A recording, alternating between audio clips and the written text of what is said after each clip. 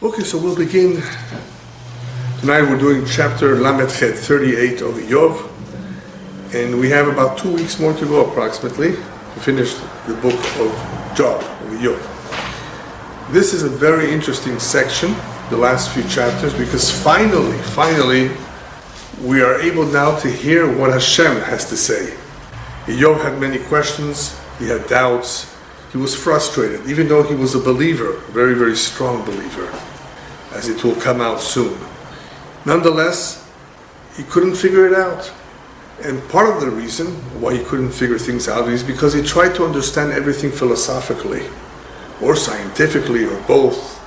No matter what you try to figure out, the incredible, complicated, intricate creation, it won't be very easy to understand what's going on, unless you have some sort of tradition. And even though we, the Jewish people, have a very clear tradition, still, even the wisest amongst us is limited. And the reason is simple: the human mind is limited. The human mind cannot comprehend, so long as it is in the physical body, the workings of Hashem. However, David HaMelech, there are quite a few verses in Tehillim and elsewhere that point to the fact that if you were to only look to the heavens, you would be mystified, you would admire, and you would say, wow, who created all of this? Or as the verse says, Marabu Ma'asech Hashem, how great are your workings, your handiwork, Hashem. There's so many. Kulam bechokhmah asita. It is obvious that it is all with great wisdom.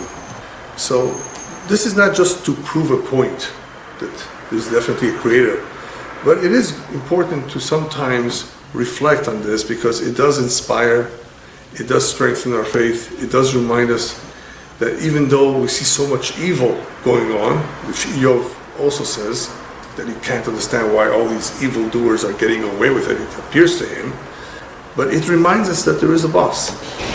So even though we see war, we experience tragedies, we hear about them all the time, we should not forget there's someone up there who created the world, who manages the world, and he's done a beautiful job in creating the world with so much beauty and harmony.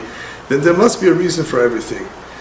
Not only is there a reason, but it's important to keep in mind she'en mikriyut, that there's nothing that really happens by chance, by coincidence. And that's a very, very important point that people sometimes they forget. They just blame mazal. Yes, there is something called mazal. People are born with a certain destiny, but even that mazal, where did it come from? Why did this person have this mazal? Perhaps it's related to a previous life, a previous reincarnation. The answer, yes, it could be. So even the mazal, which is a mechanism of rules, just like the weather is a mechanism of rules, it's still created, it's still there for some reason. So chapter 38 is the beginning of Hashem's answer to Iyov. So all along we've heard the friends of Iyov trying to convince him, trying to perhaps calm him down. They didn't really succeed, even though a lot of what they said was valid, but it was not good enough. And as we will soon see, Hashem is upset at them. Hashem is upset at them because they made it look like you must have definitely committed a terrible sin to deserve all of that. After all, Iyov went through tremendous loss, financial and otherwise. So that was their only conclusion, even though they explained it slightly differently. It was only Elihu who finally made some sense in telling Iyov, listen, you cannot fully comprehend the workings of Hashem, don't even try. You're going to only get yourself into trouble. So what you're going to hear in chapter 38, some of it is somewhat of a repetition of the points that Elihu made. But what stands out now is that Hashem himself directly is speaking to Iyov. Finally, this is what Iyov has asked for. Why doesn't Hashem tell me? Why doesn't he offer me an explanation? In other words, he believes that Hashem exists, but why isn't he around that I can ask him? Oh, the answer is simple. We can't. You can't just talk to Hashem while you're alive. That is what free will is all about. Either you believe or not. But there's a lot of evidence. And now, chapter 38 and 39 as well, I call it a seminar. Imagine going to a seminar for a few days where you are going to be shown this evidence. And many people who have attended such seminars came out convinced. There's no other explanation except that there is a creator. And it's not just a big bang that does everything. The fact that Hashem speaks to Iyov, that in itself shows Hashgacha. Hashem is involved. Hashem is aware. He's aware of our thoughts. He's talking to him. In other words, I know what you were thinking. I heard you. I overheard you. So I'm aware of everything that's going on. And perhaps briefly, just to give you an overview of this chapter, what he's going to be telling Iyov is that it's not possible for you as a human being, while you're still clothed in a physical body, to understand the ways of Hashem. Partly the reason is because of our limited mind compared to the incredible wisdom of Hashem. But the fact that Hashem actually can communicate with man, whether it's through prophecy, we had prophets, divine inspiration, or hearing some sort of vision that Iyov had, that he was able to hear Hashem, that also proves that the neshama is a chelek eloka mima'al. It's a divine part of God. The soul itself, not the physical body, the soul is a part of God. And since it's a part of God, it is able to communicate with Hashem. We're not on that level. You have to be on that level while one is alive to be able to communicate with God. Even prophets had different levels. But what happens when a person leaves his body, usually when he dies, then he's able to see and know certain things that he could not have known while he was closed in the physical body. Then he's able to appreciate the divine light, as they call it, the Shekhinah. You can also experience this, by the way, in a dream. Because what happens in a dream? The physical body is at rest. And a part of the neshama, a part of the soul, leaves the individual and goes to the higher worlds, depending on his level, his spiritual level. Some go higher, some are lower. And they see different things. Obviously, we know that the majority of dreams are nonsense. Part of our imagination, part of our experience, things that are on our mind, fears and so forth. But sometimes, especially early morning, we see real dreams, and many of them are things about the future. How are we able to see that? Because it's not the physical body. It's a neshama that no longer has those limitations while it is awake, that is able to connect to a different world. This whole experience that Iyov therefore now begins to have, where Hashem speaks to him, basically destroys all his doubts. It clarifies just about everything that he wasn't sure about. And one of those things was Hasharat HaNefesh. Does the soul survive after the death of the physical body? The answer is yes, of course, because the two are separate things. The body is physical, it goes to the ground, it's buried. That's it. Of course we believe that the dead will rise one day, but that's something else.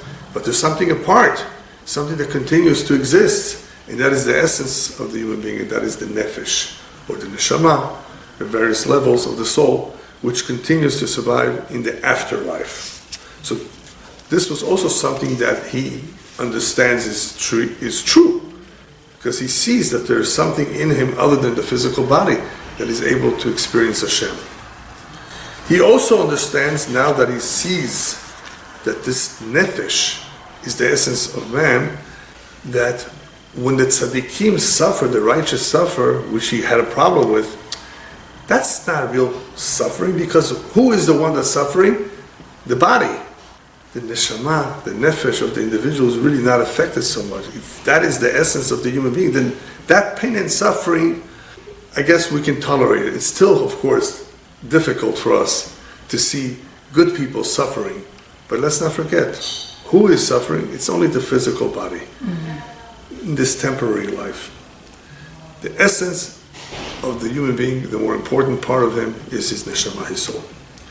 So, in chapter 38, Hashem begins by giving an entire lecture to Iyov that demonstrates how he controls and how he manages everything in the world. All of creation. There's not any detail that Hashem is not aware of, that is not controlled. From the very creation of the world to the management of all his creatures, from the smallest to the biggest, galaxies, stars, you name it. Hashem points this out in this chapter. It's an incredible, interesting chapter.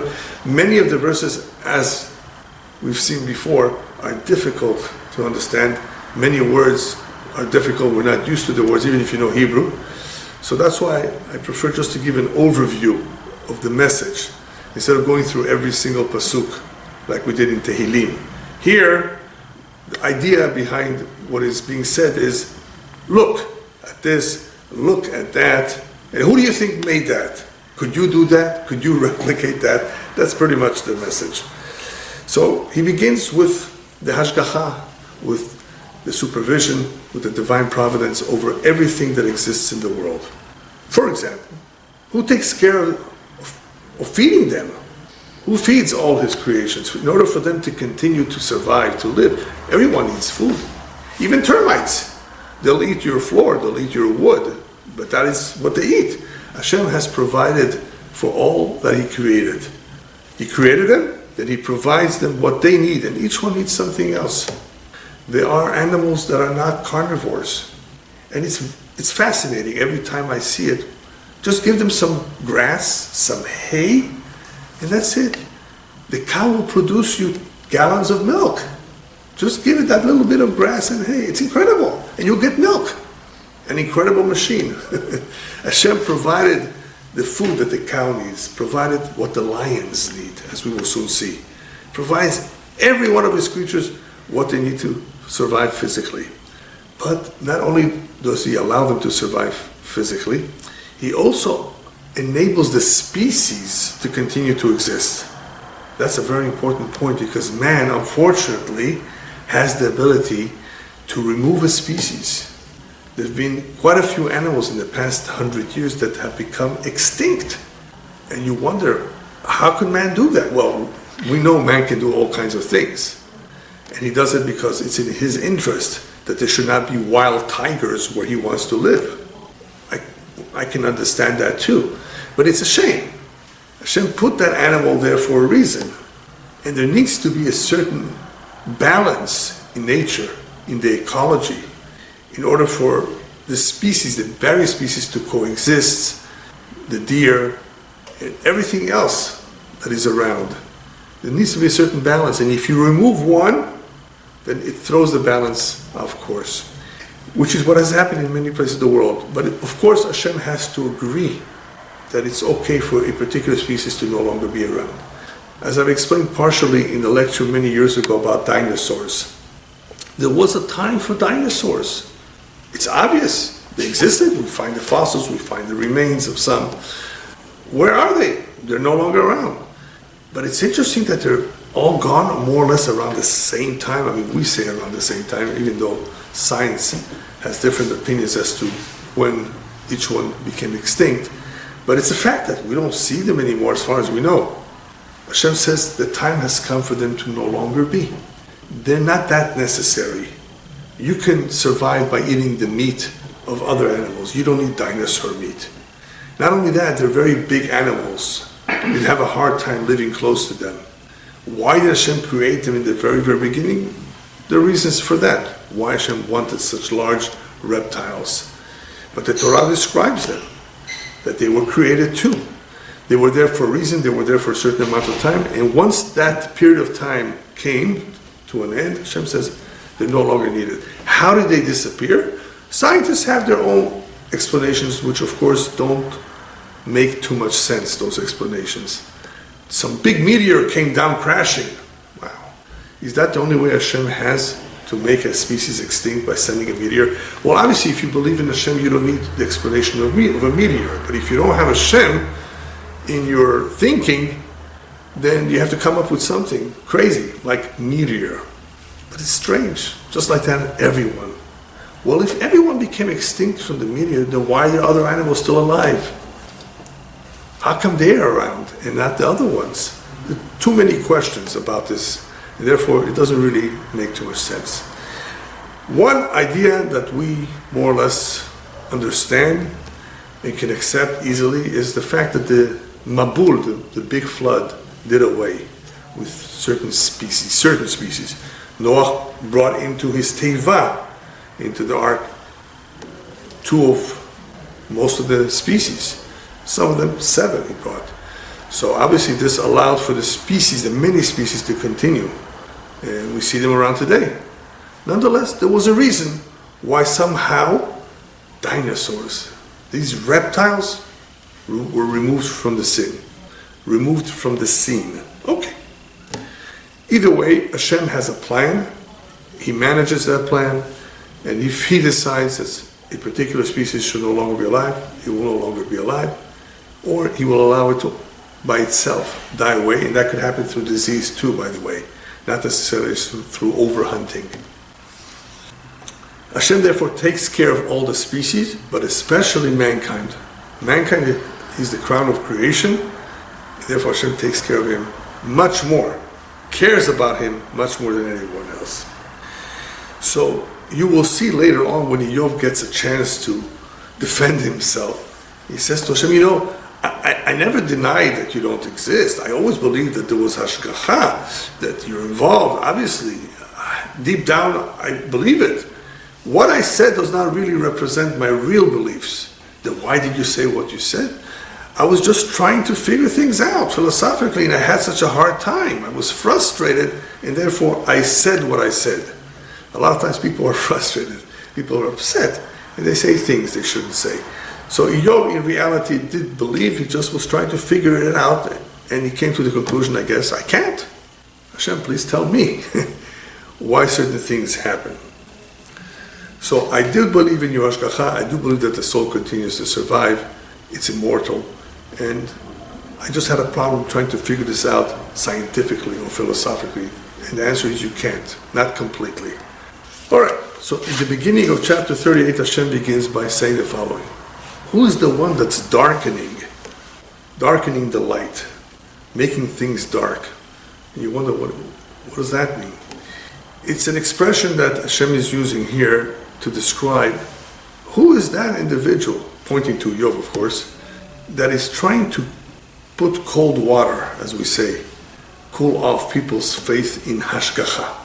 He's darkening the light. There's a tremendous amount of light. There's a tremendous amount of evidence for Hashem's hashgacha in the world. So who is this one that is trying to darken all of that by saying words that are not too intelligent, he says. That didn't think about it very, very well. Who is this person that's trying to do this? You have to be careful when you're speaking to people that you don't cool them off, cool off their faith by implanting doubts in their mind and so forth. So that's what Hashem says. Who is this one doing that? You're casting doubts, you're darkening the scene. And what are you trying to say? That there's no manhig, that there's no manager to this beautiful world? Is that what you're trying to say? And therefore, what will explain everything is coincidence? So who is this person that is doing that? There's an interesting midrash that says that Iyov, because he even proposed, just because he proposed certain ideas that are not correct, just because of his complaints, just because of what he said, he lost out a lot. Where did he lose? So the rabbis tell us, had he not complained, had he not voiced his frustration, had he not had any doubts, we would have said in our prayer books, Elokei Abraham, Yitzhak, Yaakov, Elokei Iyov, the God of Iyov as well. He would have been included in the forefathers. He would have been a great man. But he didn't succeed in that. Kabbalah says, however, something very interesting. The reason why he had all of these struggles, not just the reason why he suffered, not only the reasons for why he was tested, but the struggles, is because he was a reincarnation of Terach. Terach is the father of Abraham. What did he do in his lifetime? He worshipped idols. Even though later on, as a result of his son's effort, he dropped everything, but still, the whole life, this is what he believed, this is what he taught. And this is with whom he associated with. And that's no good. He needed a tikkun. He needed that his soul be rectified. So he was reincarnated And that's Iyov. So Iyov now has a chance to get it right. And of course he gets it right, but he struggles. And that's why he doesn't have it so easy. What does Iyov have to say about that? That he didn't succeed? It's not my fault. Had I known a little bit more, I wouldn't have said what I said. And what does Hashem tell him? This is from the Midrash. Abraham didn't know either. And he passed all the tests that I tested him with flying colors. So don't tell me you didn't know. You don't have to know. There's enough evidence. Okay, so Hashem continues on with his lecture and says like this, get ready, be strong, which means that Hashem right now, as of now, is removing his pain. Remember, he was in pain. He could barely talk, could barely get up. He says, Hashem, remove my pain, make me healthy again so that I can have a normal conversation. That's what he first asked for. He lost everything, but now at least my health. So therefore, in the beginning of the chapter, he does become healthier. Hashem says, be strong and get ready to what I'm going to say to you. The first question that he asks Iyov is one of the most powerful questions, and I think it says it all. It says so much, we don't even think of it. Mr. Iyov, where were you when I created the world? Did you see my blueprint, in other words? Did you get to know the architect, the engineer? I'm using different words here, even though he's pointing more to a surveyor. The ones who measure the lot, in other words, where this planet Earth is going to be. Did you speak to the people who were here in the very beginning? Where were you? You know, if you would be there from the very beginning, you would know a lot more. But apparently you were not. In order to understand how Hashem manages the world, you have to be around from the very beginning of history and see how things run. Where were you? You were not there. Do you know how the foundation was laid for the universe, for planet Earth? The foundation, the basic elements, how it was formed. Look at the following example. Scientists recently have come to the conclusion that the world began through a Big Bang. We don't have a problem with that. Hashem can make a Big Bang, of course. And as a result of the Big Bang, Hashem can design all kinds of things, fine. What are they really saying by saying that there was a Big Bang? They're really saying that everything started at one moment instead of over billions of years. At least the very beginning started at one moment. Yeah, but let me ask you a question, Mr. Scientist. Let's say it's true. There was a Big Bang. But who pulled the trigger? Who made the Big Bang happen? What was there before? They don't have an answer to that question. Science does not have an answer to that question. Judaism does. The Torah says very clearly, Bereshit bara Elokim et hashamayim v'et haaretz. Hashem created everything. Hashem is the one that pushed the button. He's the one that made it. You want to say Big Bang, you want to say this, so that doesn't make that much of a difference. You want to say the world is 10 billion years old, that also doesn't make a difference. The real question, and the most important question of all, is who started it? And of course, for what reason, that would help too. When it happened, okay, we have a tradition, but that's not so fundamental. How did it begin? Who began this whole process? Hashem. Hashem continues to speak to Iyov and tells him, who created gravity? Now, I'm basing myself here on some of the commentaries that explain that what he's trying to convey is the gravitational pull. One of the powers that can be seen as to why the planets are located where they are, a certain distance from each other, the stars, it has something to do with gravity. It can't be too close. They would collide. So therefore, who placed everything where it is to produce a certain gravitational pull, that there should be a certain equilibrium? Who did all of this between the planets and between the stars? Who gave the light to the stars, and it was who enabled them to illuminate the world? But here he adds something very interesting. There's a detail when he describes the stars that is fascinating. But this also applies to planets, not only to stars. Who gave them the ability to sing? The planets and the stars have a certain song or certain tunes. And the rabbis even talk about the sun producing certain sounds that we cannot hear all the time. maybe some of the time, but not all the time. What is this all? Now we know that the angels praise Hashem, they sing to Hashem as well. But the planets and the stars, they're inanimate. No, they're not exactly inanimate. They do definitely have something. And they have a certain understanding of Hashem, of the one who created them. And they sing too.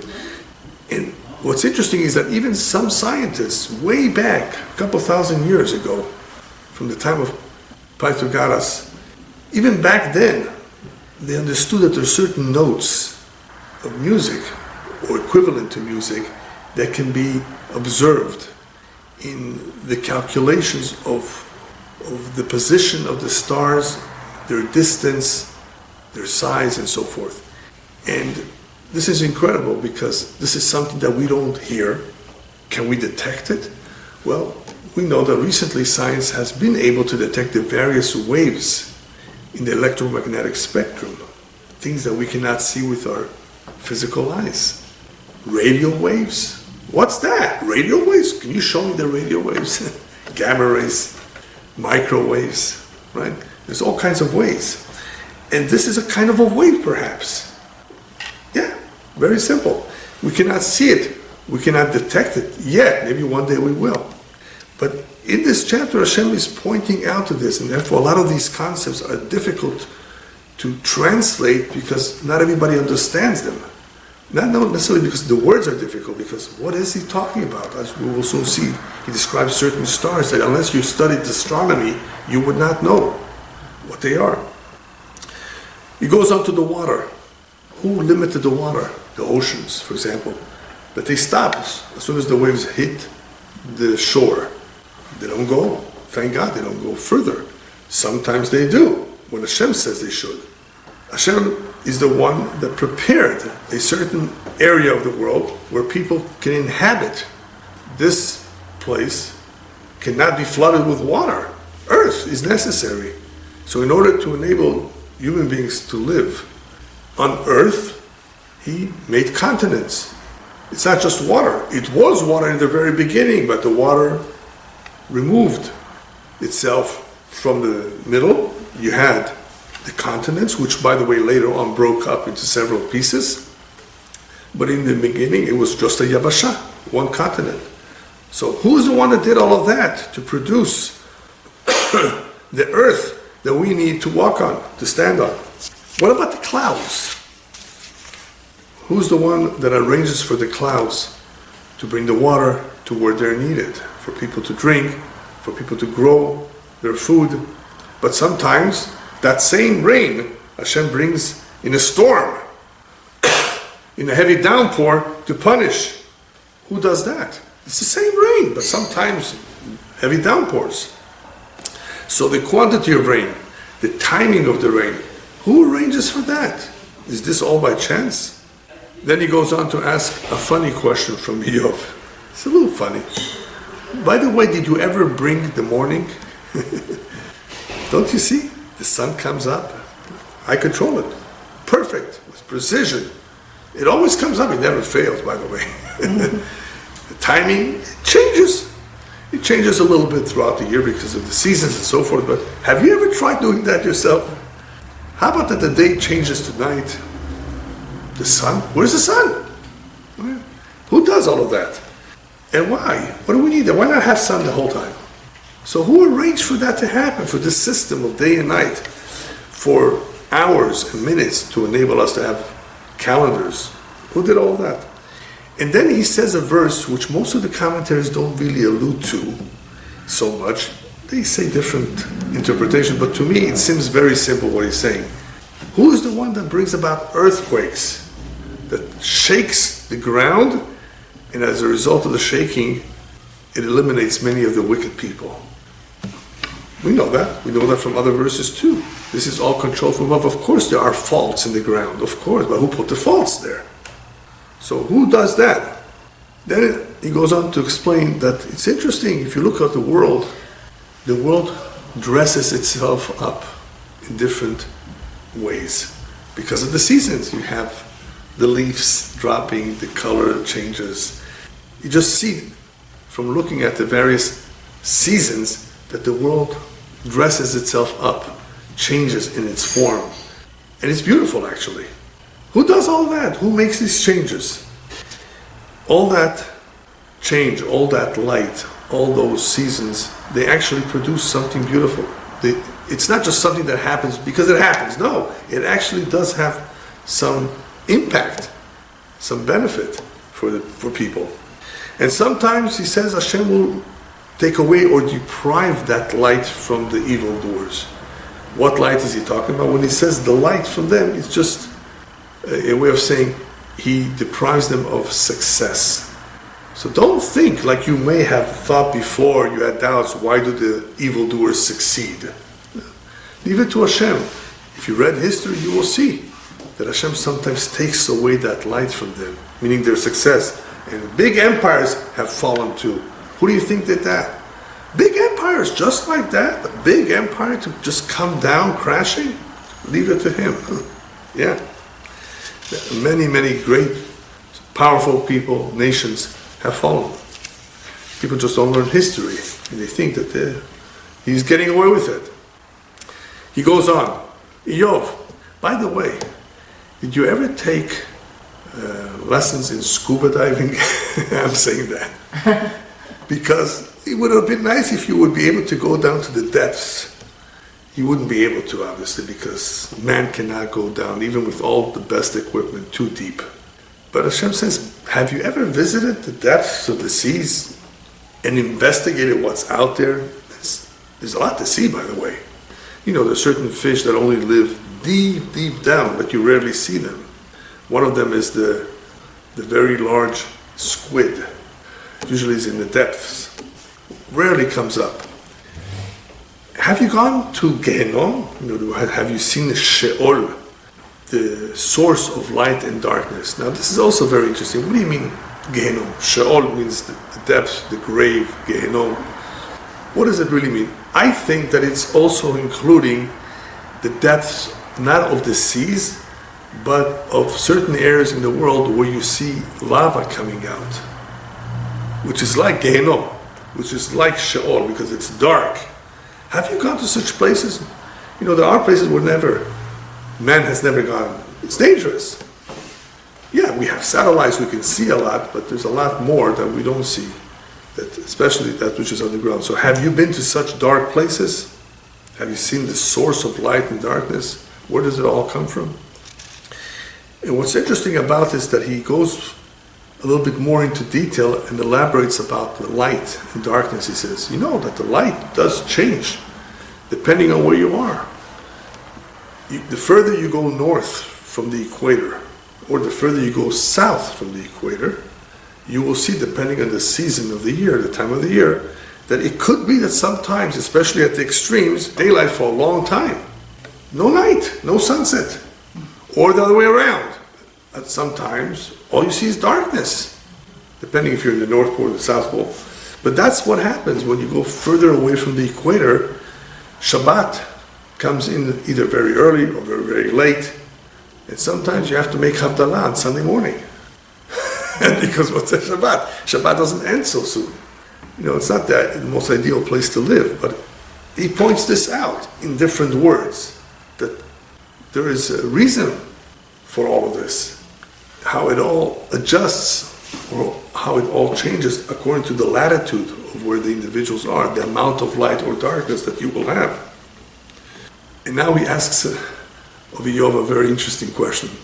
By the way, before you were born, did you know you were going to be born? Did you know, or do you know how long you're going to live? No. So there's a lot of things you don't know. He goes on with asking him about Otzrot HaShelig VaBarad. Also very interesting. Have you seen, by the way, my storage houses of snow and hail? What's that? There's two storages, maybe more, but two basic storages that Hashem uses. The storage in the atmosphere, that one we're somewhat familiar with, that can produce hail if the right conditions are there. So he has his storage up there for the hail. But what about the storage for snow and ice? Where's that? So according to some commentaries, he's alluding to all the glaciers, all the ice that you see in Antarctica and in the North Pole area that is there most of the year, even though according to global warming, according to the situation that we are seeing today, some of it is melting. And some of the ice in Antarctica shelf has calved meaning, has separated. And what's that going to do to the world? If too much melts, it could flood coastal cities. They're afraid that this may happen. And according to one tradition, yes, this possibly will happen, or to some extent. So Hashem is telling Iyov, I have all these storages that I can use for different purposes, and one of those purposes is to punish. So we will have from time to time a very strong hail that can do a lot of damage. And tremendous amount of rain, we already said before. But what about the snow? How will the snow be used? Leave it to Hashem. He can use that storage of snow and ice for other reasons, which will be to punish the wicked. So Hashem, for some reason, allowed for the ice, for a lot of ice, tremendous amount of ice, to accumulate in certain parts of the world, not just for the penguins. There's a reason for it. So these places could also possibly be called storages.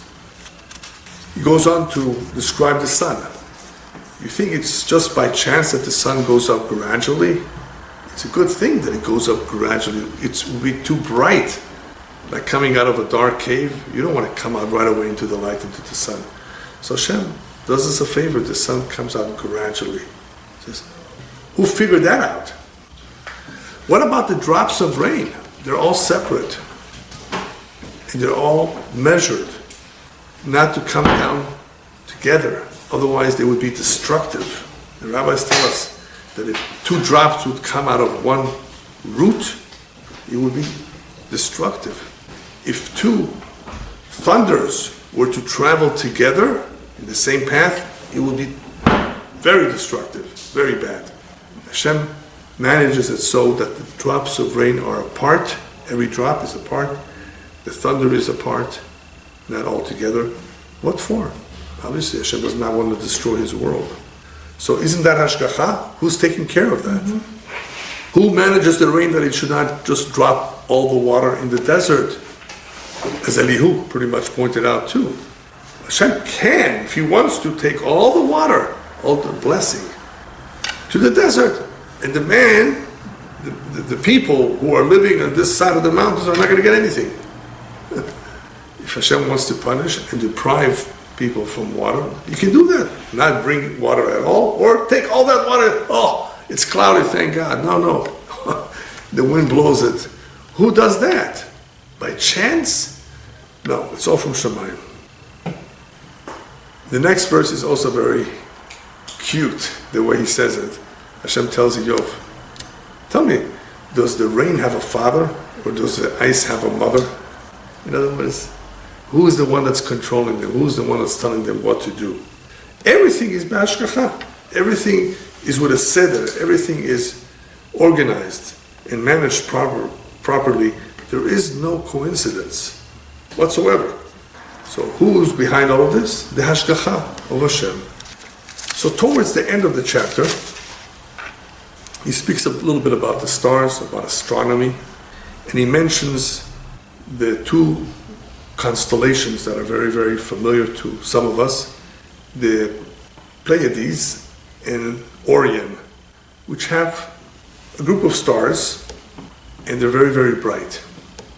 The Gemara speaks about it, why Hashem created them, how He created them, what their purpose is, what the purpose of all the stars are. But the way it's being described in this chapter is that Hashem asks Iyov, oh, by the way, who brought these stars close together? Or who separated the constellation exactly in this particular manner, that they should be a little bit apart from each other? There's a reason for all of that. Those who study astronomy understand the significance of the distance between stars. You don't want to have 2 stars colliding. So these are constellations. So he describes all the constellations, but he points to these that men are familiar with, that are somewhat closer to us, that sometimes we can see with our eyes. So who's the one that brought this together in such a way? The same is true with all the Chokot HaShamayim, all the laws of physics, all the laws of astronomy, the paths, the orbit of the planets, that they all go around the sun, that they all turn on their axis. Very interesting. At different speeds also. Why? Jupiter is very fast. And Venus goes the other way around. Not like all the regular planets. And some planets are solid, like Earth, Venus, Mercury, Mars. But Jupiter, Saturn, Uranus, and Neptune are mostly gas. They may have a solid core. We don't know. But that's interesting. Some of them have rings. Most people only remember the rings of Saturn, but you know that Neptune has rings too. Less, but it has. They're fascinating, these planets. We can't see them all. And we're somewhat more familiar, because of astrology, with the main planets up to Saturn, not beyond Saturn. These are gigantic planets. What is the purpose of all these planets? They all have a purpose. Hashem didn't just create a little ball up there, or a balloon, whatever you want to call it, with moons and rings, and what's this? So they have a path, they have an orbit. There's rules of how fast they go, how they go. In other words, how they go in their orbit around the sun. There's a reason for the distance of where they need to be, the size. So there's all kinds of details and rules concerning all of these stars and all of these planets. Can you tell, can you instruct the clouds to give rain? No, you can't. You cannot instruct the thunder to give thunder. He continues on to say, you have no control over these things. He reminds Iyov that man is limited, not only in his mind, in what he can do. And who else is going to do this? Who's in charge? The one who created it. Who gave wisdom to the kidneys? Now, the reason why he says kidneys, according to some commentators, is because according to our tradition, that's where the advice comes from. When we give advice, that kidneys are the ones that advise, somehow. But the real point here is that who gave wisdom to a piece of flesh? This piece of flesh, the human being, got something from above, something very special called chokhmah, wisdom. Who instilled this chokhmah, this wisdom, in a piece of flesh? Who can do that? Or who gave wisdom to the rooster? Perfect alarm clock in the morning. Who did all of that? And by the way, even though he only mentions the sichvi, the rooster, a lot of animals are intelligent, some more than others. Dolphins are very intelligent. Elephants have a certain intelligence.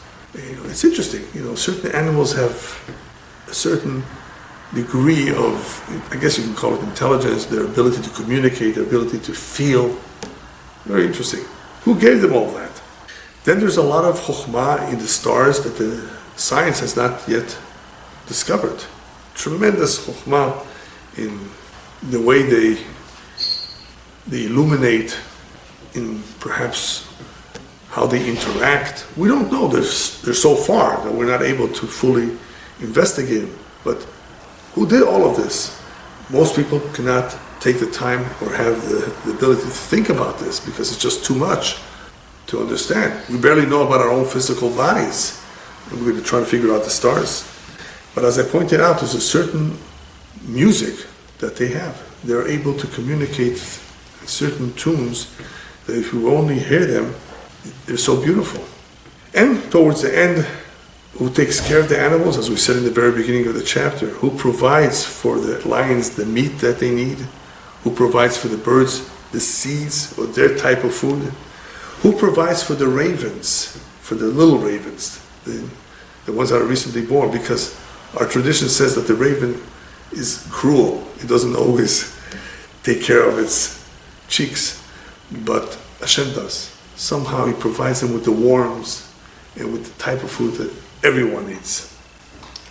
I'm reminded when I read this chapter about a particular passage in the Talmud that says that a rabbi, Rabbi Shimon ben Yochai, was observing something.